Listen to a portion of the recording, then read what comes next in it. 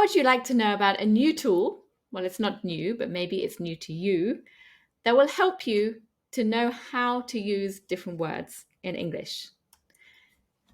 The name is Skell, and what you can do, you can put a word in and see how to use it. So I'm going to choose two words which are often slightly confused in English and French. So first is impressive. So what it will do, first of all, is going to give me some examples. Okay. Now these are actually all taken from the internet. This is the most useful though, the word sketch, because it will give you words that go together with the word impressive. So I have a lot of adverbs and I can see what kind of things can be impressive. So impressive results, performance, record, achievement. Now I can see that these are all kind of positive words.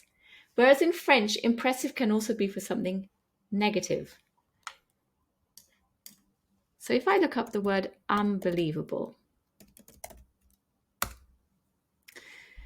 Now here I can see that this can be also some negative words like devastation, pain, cold, noise.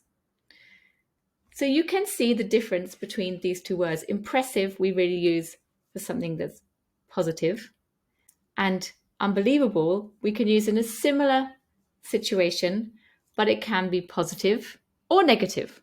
There we have devastation, but we also have self-confidence. So this is a really useful way of finding out how to use different words. And then of course we have similar words.